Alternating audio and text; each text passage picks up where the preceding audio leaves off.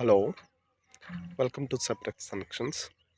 ఈరోజు నేను మీతో షేర్ చేయాల్సి అనుకున్నటువంటి విషయాలు ఏంటంటే, సైప్రస్ ఎప్పుడు ఇండిపెండెన్స్ వచ్చింది, అదే రీతిగా సైప్రస్ షెంజన్లో ఎప్పుడు జాయిన్ అవుతుంది, అదే రీతిగా సైప్రస్ జనవరి నుంచి జూన్ వరకు సైప్రస్ ఇంపార్టెన్స్ ఏంటి, ఆ తర్వాత ఫిబ్రవరి 2026 తర్వాత ఏమేమి మార్పులు జరగబోతున్నాయి, ఇవి మీతో షేర్ చేద్దాం అనుకుంటున్నాను.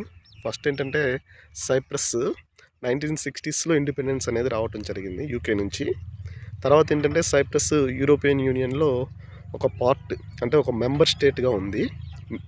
ఇప్పుడు ఏంటంటే, సైప్రస్ వచ్చేలాకే షెంజన్లో జాయిన్ అవడానికి చాలా ప్రయత్నాలు అయితే చేస్తుంది. ఆ ప్రయత్నాలు అనేది అంతకుముందు న్యూస్ ఛానల్స్లో వచ్చిన రీతిగా న్యూస్లో డిసెంబర్ 2025లోగా అయిపోతుంది అన్నట్లు చెప్పారు చాలామంది.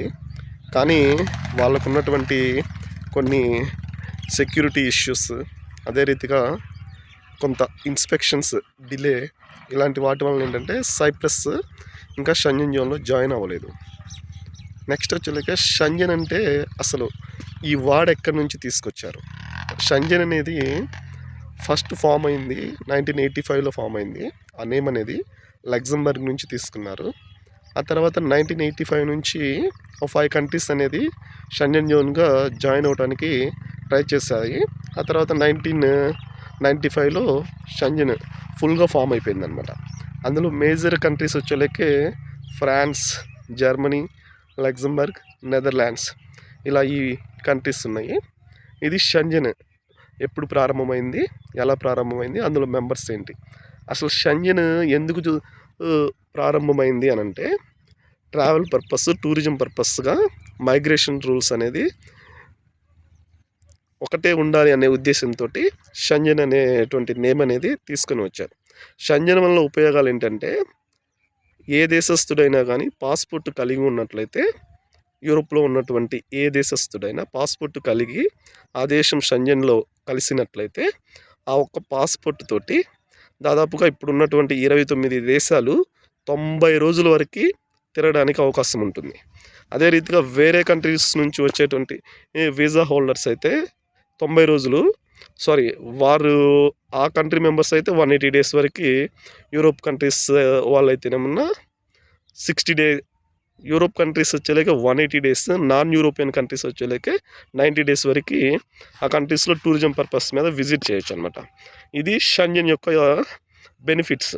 ఇప్పుడు నెక్స్ట్ సైప్రస్ వచ్చేలాక జనవరి నుంచి జూన్ 2026 వరకు ఉన్నటువంటి విశిష్టత ఏంటంటే, European union council ministers of presidency వారి ఆధ్వర్యంలో జరుగుతుంది వచ్చే సంవత్సరం. వారి ఆధ్వర్యంలో జరగటం అని అంటే అనేకమైనటువంటి యూరోప్ కంట్రీస్ ఆ కంట్రీస్కి వస్తాయి అన్నమాట.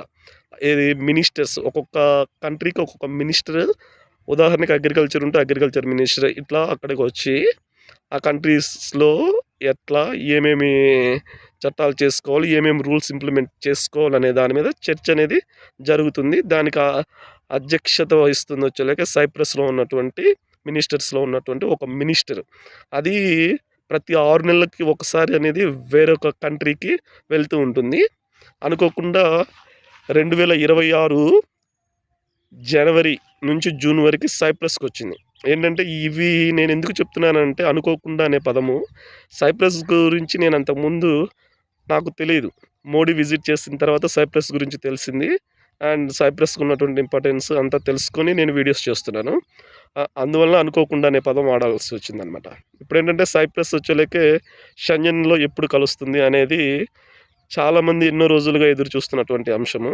సైప్రస్ మ్యాక్సిమం 2026లో ఖచ్చితంగా జాయిన్ అయిపోయే అవకాశాలు అయితే పక్కాగా కనిపిస్తున్నాయి. ఎందుకంటే ఫ్రాన్స్, అదే రీతిగా లాత్వియా. ఫ్రాన్స్ వచ్చేలాకే షెంజన్లో ఫస్ట్ కంట్రీ. సో ఫ్రాన్స్ ఏంటంటే యూరోపియన్ యూనియన్లో లార్జెస్ట్ కంట్రీ. సో ఫ్రాన్స్ ఏదైతే ఉందో ఎంఓయూ చేసుకుందనమాట సైప్రస్ తోటి. ఏమని, ఎడ్యుకేషను, అదేవిధంగా trade, shipping, next defence, energy, ఇలాంటి వాటి మీద, సెక్యూరిటీకి సంబంధించినటువంటి అంశాల మీద ఫ్రాన్స్, సైప్రస్ గవర్నమెంట్స్ ఎంఓయూస్ చేసుకున్నాయి.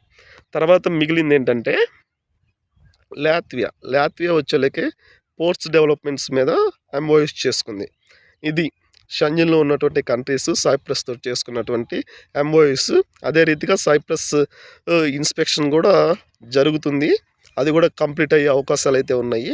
ఇంకా నెక్స్ట్ వచ్చేలకే ఫిబ్రవరి ఇంటేక్కి సంబంధించినటువంటి వీసాల విషయం వచ్చేలకే ఫిబ్రవరి ఎవరైతే ఆల్రెడీ అప్లై చేసి ఉన్నారో స్టూడెంట్స్ వారికి ఏంటంటే వీసాస్ అయితే యాక్యురేట్గా ఫిబ్రవరి ఎండింగ్ నుంచి అయితే రిలీజ్ చేసే అవకాశాలు ఉన్నాయి. అవి మేబీ ఈసారి కొంచెం డిలే అవ్వచ్చు అన్నట్లు చెప్తున్నారు. కానీ ఇప్పుడు ఏదైతే రూల్స్ ఉన్నాయో సైప్రస్ వాళ్ళు వీసా రిలీజ్ చేయటము, ఇమిగ్రేషన్ డిపార్ట్మెంట్ వాళ్ళు అది మనకి కాపీ రావటము, అది తీసుకొని మనం వెళ్ళటం అనేది జరుగుతుంది. అదే రీతిగా ఫిబ్రవరి ఇంటేక్లో ఉన్నటువంటి స్టూడెంట్స్ కూడా అదే రీతిగా జరిగిద్ది. కానీ నెక్స్ట్ ఏదైతే సెప్టెంబర్ 2026 ఉందో ఆ ఇంటేక్ నుంచి మ్యాక్సిమం స్టూడెంట్స్ అనేవాళ్ళు విఎఫ్ఎస్కి వెళ్ళాల్సి వస్తుంది. విఎఫ్ఎస్లో అపాయింట్మెంట్ తీసుకొని విఎఫ్ఎస్ దగ్గరికి వెళ్ళి విఎఫ్ఎస్ ద్వారా మన అప్లికేషన్ అనేది ఫార్వర్డ్ చేయటం అంతా జరుగుతుంది. మనం ఇంకా మన అప్లికేషన్స్ ట్రాక్ చేసుకోవచ్చు, అన్నీ చేసుకోవచ్చు అనమాట. September intake ఆన్వార్డ్స్ 2026. సో ప్రతి ఒక్కరు గుర్తుంచుకోవాల్సిన అంశము 2026కి రూల్స్ మారుతాయి సెప్టెంబర్ నెలకి. అదే రీతిగా ట్యూషన్ ఫీజులు కూడా పెరిగే అవకాశాలు అయితే ఉన్నాయి. చాలా వరకు కాలేజ్ రిప్రజెంటేటివ్స్ ఎవరైతే ఉన్నారో వాళ్ళు చెప్పినటువంటి అంశం ఏంటంటే కాలేజీ ఫీజులు నెక్స్ట్ ఇయర్ నుంచి అన్ని కంట్రీస్లో పెరుగుతున్నాయి, యూకేలో కూడా. అదే రీతిగా ఇప్పుడు సైప్రస్కి సంబంధించి కూడా కాలేజ్ ఫీజులు కూడా పెరిగే అవకాశాలు ఎక్కువగా ఉన్నాయి అన్నమాట. ఇది నేను మీతో షేర్ చేయాలనుకున్నటువంటి అంశము.